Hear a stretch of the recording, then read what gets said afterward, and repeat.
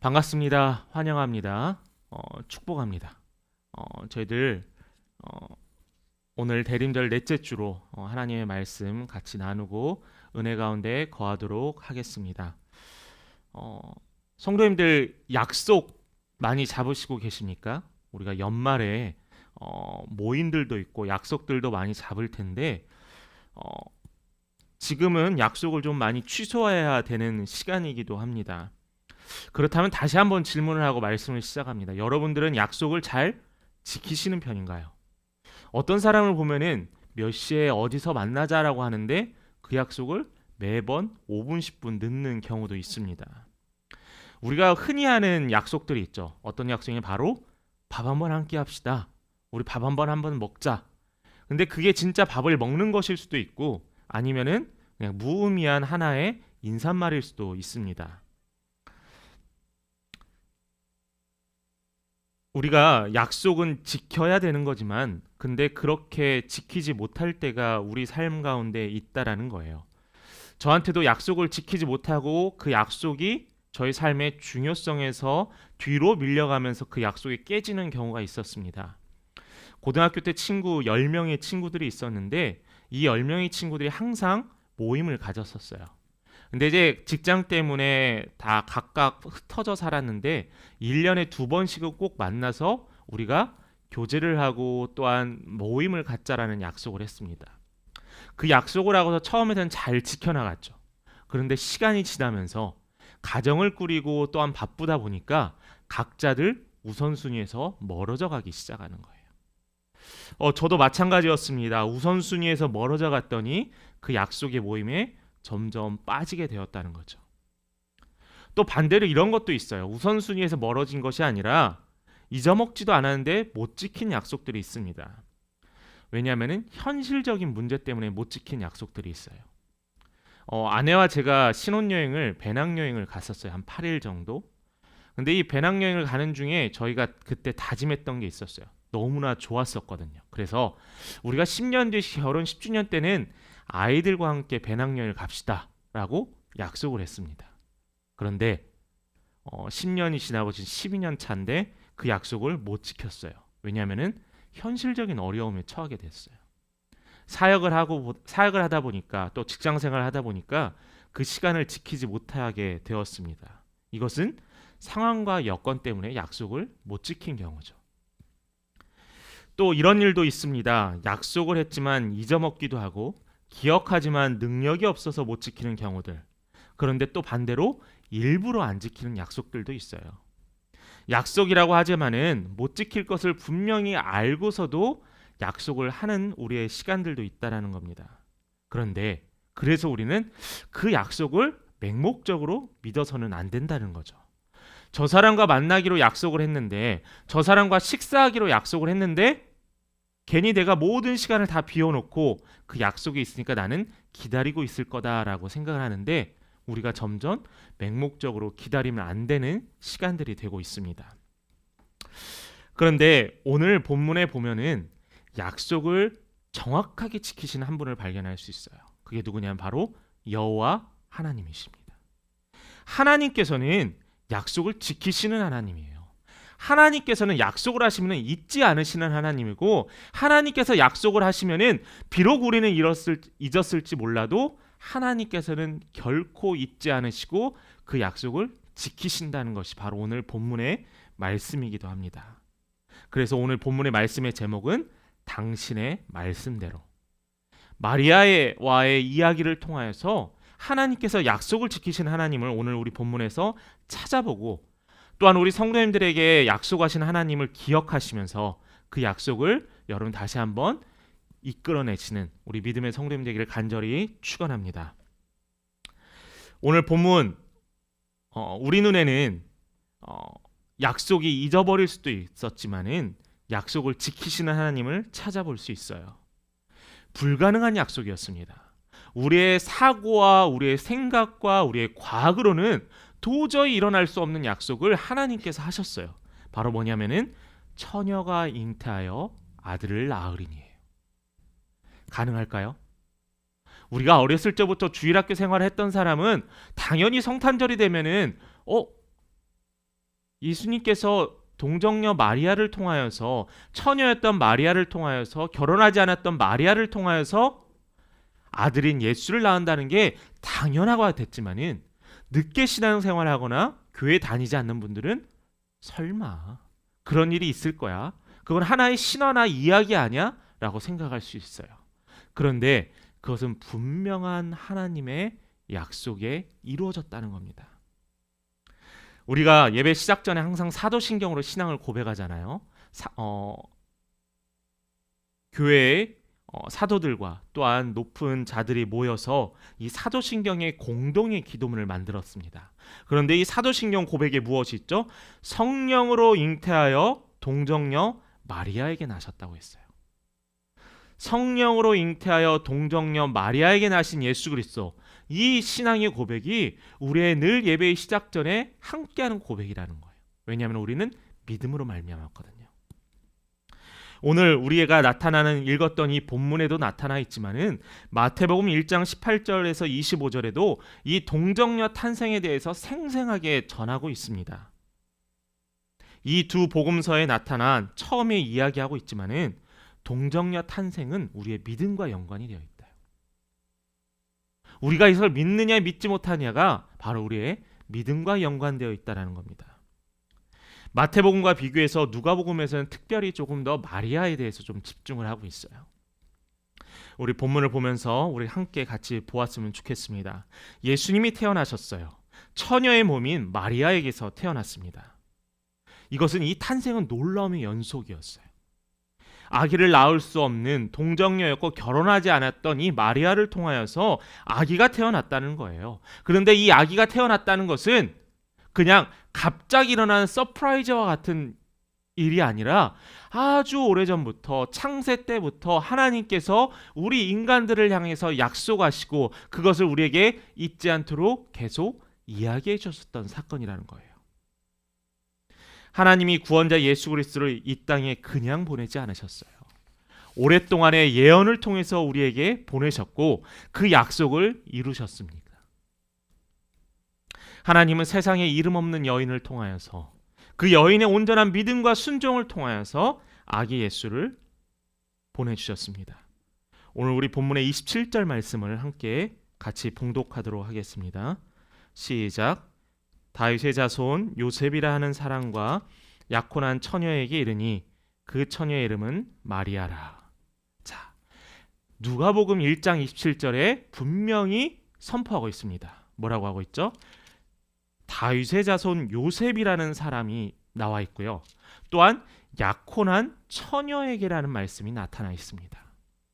왜 이 말씀이 예수님의 탄생의 이야기, 탄생의 스토리에 왜 다시 한번 확인을 했던 것일까? 그냥 예수님이 태어났다는 것만 증거하면 될 텐데 왜 예수님께서 요셉에 대해서 또한 동정녀 마리아에 대해서 이야기하셨을까? 마리아가 결혼할 생자는 바로 여기 나와 있는 다윗의 자손 요셉입니다. 그냥 남편이 될 요셉이라고 하지 않고요. 다윗의 자손 요셉이라고 했어요. 왜 성경에서는 굳이 다윗의 자손을 지칭했을까? 사무엘하 7장 12절과 13절에 보면은 우리는 그 원인을 우리가 찾아볼 수 있습니다. 우리 12절과 13절의 말씀을 같이 봅니다. 시작. 내 수완이 차서 내 조상들과 함께 누울 때 내가 내 몸에서 날 내 씨를 내 뒤에 세워 그의 나라를 견고하게 하리라. 그는 내 이름을 위하여 집을 건축할 것이요 나는 그의 나라 왕위를 영원히 견고하게 하리라. 자, 여기서 어떤 이야기를 하고 있냐면은 다윗이, 사무엘에 나타난 이 다윗이 여호와의 법궤를 다윗성으로 옮긴 후에 하나님의 성전을 지을 때 나단이라는 선지자를 통하여서 이야기하셨어요. 내 후손을 통하여서 영원한 왕이 나신다는 약속입니다. 마태복음 1장의 족보에도 나타나 있지만은 다윗의 몇 대손 또한 아담의 몇 대손 그러한 것들이 나와 있어요. 왜 그렇게 굳이 지칭을 했을까? 하나님의 약속이 이루어졌다라는 거예요. 바로 다윗을 통해서.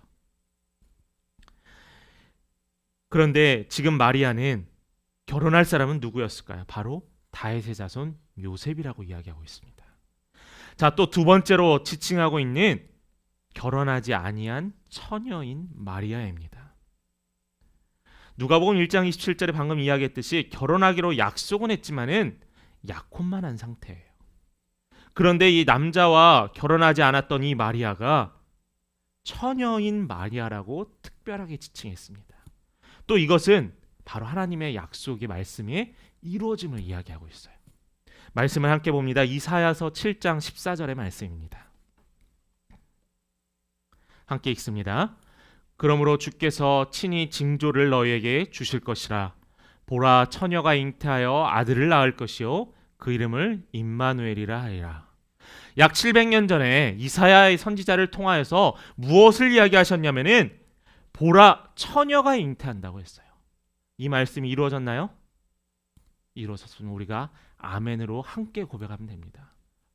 왜 굳이 이것을 이야기했을까? 하나님께서 약속하셨던 여인의 후손으로 또한 처녀인 마리아를 통하여 한 여인을 통하여서 아들을 잉태하실 것이라고 했는데 그 아들의 이름을 임마누엘, 여호와 하나님께서 우리와 함께 하시다라는 약속이었습니다. 마리아의 상태를 소개했던 이유, 특별히 요셉의 족보를 소개했던 이유, 이것은 내가 너희에게 약속하지 않았느냐, 너희를 구원할 영원할 메시아를 보낸다 하지 않았느냐라는 하나님의 약속의 재확인이라는 거예요. 그래서 우리 하나님은 약속을 지키시는 분이라는 거예요. 불가능한 약속은 없다라는 거예요. 하나님이 하시면은. 제가 누군가에게 특별한 약속을 하지만 그게 못 지켜질 수도 있고 또한 잊어버릴 수도 있고 우선순위에서 뒤로 갈 수도 있지만은 하나님께서는 하신 약속은 불가능이 없고 잊어버리심이 없다라는 거예요. 그래서 우리 함께 걷는 교회를 통해서 약속하신 하나님께서도 지금 상황에 우리가 힘들어하고 걱정할 필요가 없다는 거예요. 왜냐하면은 그 가나안 땅을 우리에게 보여주셨기 때문이에요. 누가복음 1장에서는 마리아의 믿음과 순종을 설명합니다. 그녀의 친척인 우리 말씀의 후반절에 나오지만 사가랴와 엘리사벳에 대해서 기록하고 있어요. 이 사가랴는 제사장이었습니다. 제사장.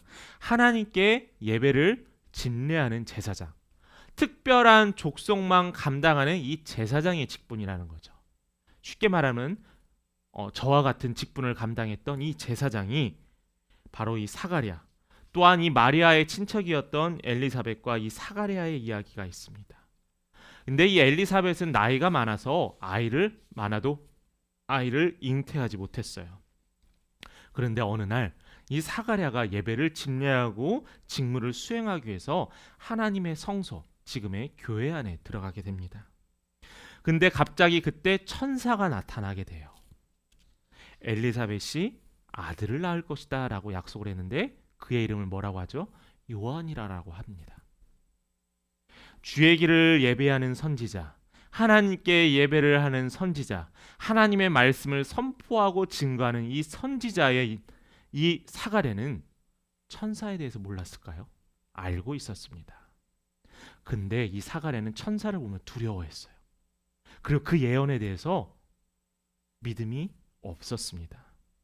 그는 하나님을 향한 믿음에 대해서 온전히 누구보다도 강한 믿음과 신뢰를 보여왔던 이 사가랴가 하나님이 천사를 통하였던 그 했던 약속을 믿지 못하는 실수를 범한다는 거예요. 이 이야기가 나의 이야기가 될 수 있다는 거예요. 동정녀 마리아의 탄생을 믿지 못하는 나의 이야기가 될 수 있고요. 지금 이 어려운 상황 가운데서 절망과 고민 가운데 있는 나의 이 연약한 믿음이 바로 나의 이야기가 될 수 있다는 거예요. 우리 성도님들 삶 속에서 이해합니다. 저도 아내가 직장에서 사모인데도 불구하고 교회에 갔냐라고 물어봐요. 사모인데도 물어보면은 그냥 직장 생활 하시는 여러분들은 얼마나 많이 눈초리를 받을 겁니까? 우리가 거기에 대해서 그들과 싸울 필요 없어요. 그들과 논쟁할 필요 없어요. 우리는 약속을 지키신 하나님께 기도하는 마음으로 순종하면 됩니다. 왜냐하면 우리 하나님 우리를 지켜주신다라고 약속을 했기 때문에 믿으시기 바랍니다. 마리아는 달랐습니다. 이 사가랴와 엘리사벳과 달랐어요. 놀라기도 하고 맨 처음에 두려워했지만은 그녀는 믿음의 눈을 가졌고 신뢰하는 마음이 있었어요. 그래서 그의 천사의 말을 그대로 믿고 순종하게 됩니다. 우리 28절 말씀 한번 같이 봅니다. 시작. 그에게 들어가 이르되 은혜를 받은 자여 평안할지어다. 주께서 너와 함께 하시도다 하니. 자, 이 말씀을 누가 하냐면은 하나님께서는 우리에게 엄청나게 크고 무서운 일을 감당케 하셔서 툭 던져버리시는 분이 아니에요. 감당하지 못할 어린아이에게 너무나 큰 사명과 비전을 주시지 않아요. 하나님께서는 우리를 아이처럼 한 걸음 한 걸음 이끌어 주신다는 거예요. 뭐라고 하셨죠? 그에게 그녀에게 들어가 은혜를 받은 자여 마리아여 평안할지어다. 주께서 너와 함께시다는 위로의 말씀과 비전의 말씀 허락해 주셨습니다. 두렵고 걱정하는 이 마리아에게 천사의 말, 하나님의 말이 천사를 통해서 그녀에게 전달되었습니다. 두려워하지 말고 내가 너와 함께하다라는 하나님의 약속이 그녀에게 확인되어졌어요. 마음에 뭐가 있을까요? 평안이 있었습니다. 마음에 무엇이 있을까요? 위로함이 있었습니다. 마음의 불안감이 사라집니다. 바로 하나님께서 역사하시는 것은 바로 이러한 방법으로 하신다는 거예요. 은혜를 입은 자여 표현은 아무에게나 주어지는 인사가 아닙니다. 하나님은 특별한 계시와 계획을 선택받은 사람들에게 주어지는 약속을 확인하셨던 거예요. 누가복음 1장 31절에서 33절의 말씀을 보면은 보라 내가 잉타하여 아들을 낳으리니 그 이름을 예수라라. 그가 큰 자가 되고 지극히 높으신 이의 아들이라 일컬어질 것이요 주 하나님께서 그 조상 다윗의 왕위를 그에게 주시리니 영원히 야곱의 집을 왕으로 다스릴 것이며 그 나라가 무궁하리라. 이 말씀에서 마리아가 받은 은혜가 뭐죠? 벌써 태어날 아기에 대해서 이야기해 주셨어요. 그의 이름은 예수. 예수는 바로 메시아 구원자라는 이름이에요. 자, 또한 이 약속을 하면 그가 위대한 자가 된다라고 이야기했고요. 그는 지극히 높으신 하나님의 아들이라 불림을 받는다라고 했습니다. 또한 약속을 합니다. 다윗의 왕권을 주고 영원의 야곱의 집을 다스리며 그 나라가 영원히 될 것이다라는 약속을 주십니다. 마리아는 이 말씀이 자신에게 위로가 되었어요.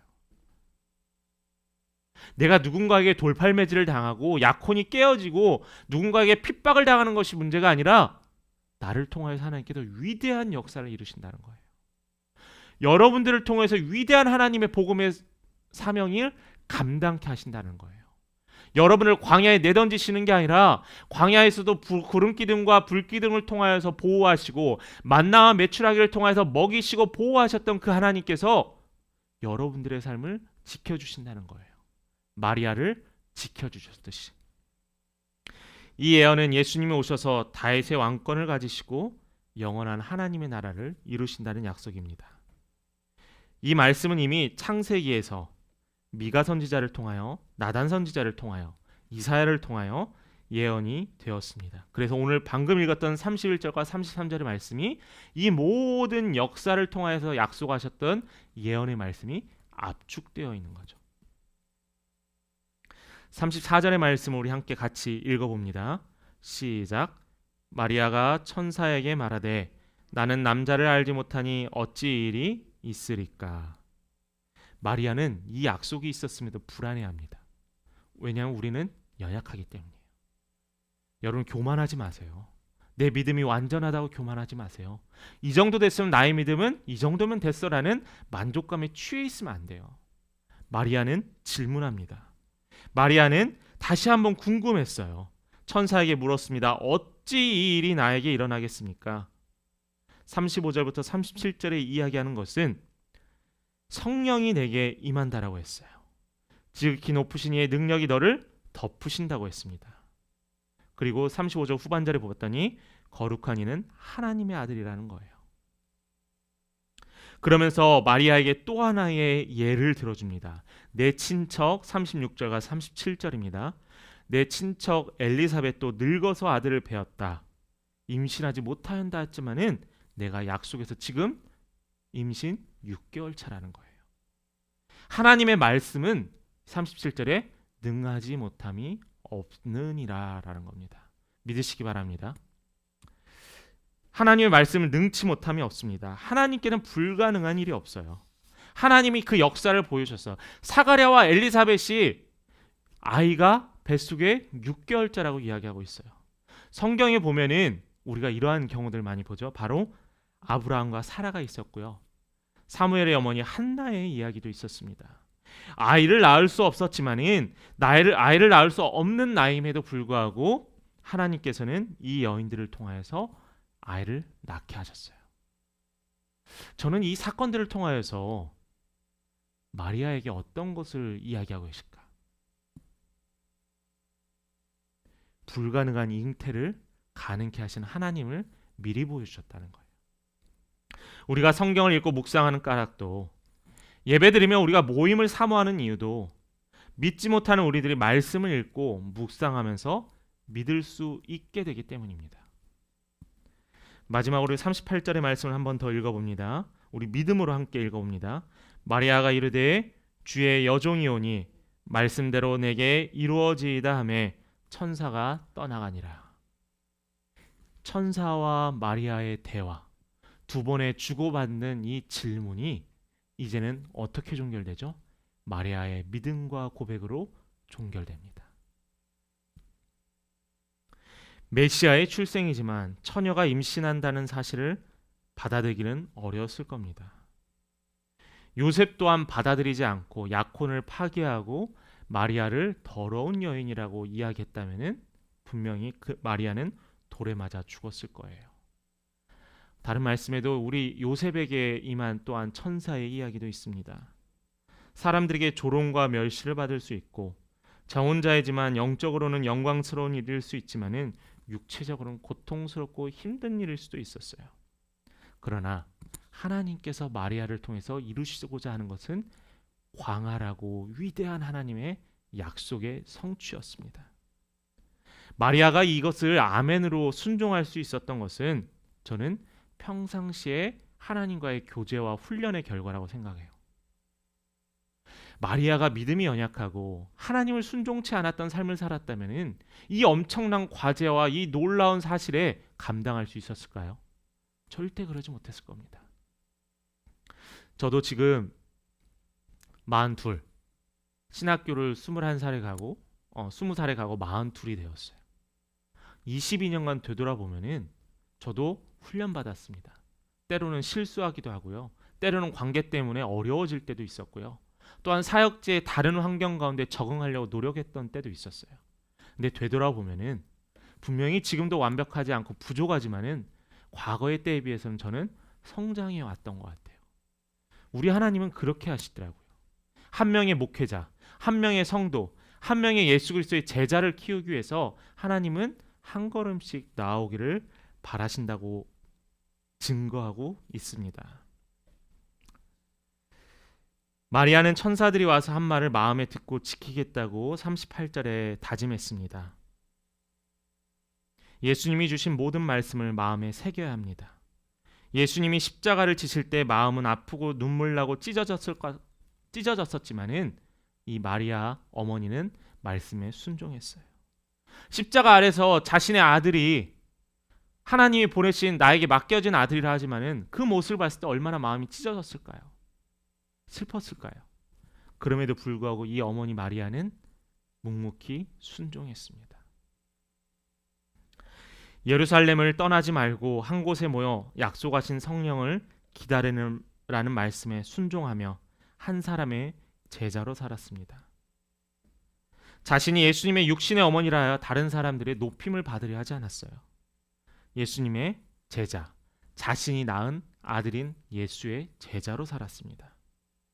마리아의 믿음은 우리가 본받을 만합니다. 우리가 존경할 만하고 우리가 따를 만한 믿음입니다. 그러나 예배의 대상은 아니에요.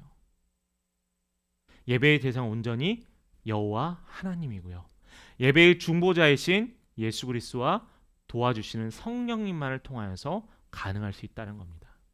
그러나 마리아의 믿음의 결단, 순종은 우리가 분명히 신앙생활에 도전받아야 될 분명한 사건입니다. 말씀을 마칩니다. 마리아에게 성탄은요, 순종이었어요. 마리아에게 성탄은 순종과 믿음의 결단의 날이었습니다. 이렇게 순종할 수 있었던 것은 평상시에 신앙의 삶을 통해서 가능하다는 거예요. 오늘날 우리가 살아가면서 이해하지 못하고 납득되지 못하는 일들이 얼마나 많이 벌어집니까? 왜 이러한 현상이 벌어질까? 왜 이러한 일들이 우리 삶에서 계속 벌어질까?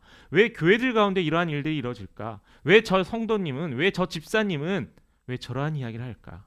납득되어지지 않을 때도 많습니다. 나는 교회 생활 열심히 하는데 왜 나는 점점 어려워질까? 이러한 일들이 부지기수라는 거예요. 그러한 일에도 우리는 아멘으로 순종하시기 바랍니다. 처녀가 잉태하였어요. 죽을 만한 위기였었어요. 예수님의 제자들과 사도들은 목숨을 내걸고 그 복음을 위하여서 떠났습니다. 이 모든 것이 가능했던 이유는 순종이었어요. 여러분, 마리아의 성탄, 하나님이 약속하신 당신의 말씀들이 이루어지기 위해서는 우리의 결단과 순종이 필요합니다. 하나님이 부르시는 음성에 귀 기울이십시오. 그렇다면은 음성을 들려달라 요청하였으면은 하나님의 말씀을 읽으시기 바래요. 묵상하시길 바래요. 주님 힘듭니까? 하나님 저에게 왜 이렇게 힘든 일을 주세요? 기도하라는 하나님의 명령입니다. 힘든데 기도하지 않는 너 감당할 만하구나. 하나님께서는 기도하길 바라세요. 간절합니까? 간절한 상황에 처해 있어요. 그러면은 외치고 부르시기 바랍니다. 하나님 힘듭니다. 하나님 도와주세요. 우리는 약속을 지키시는 하나님을 신뢰해야 합니다.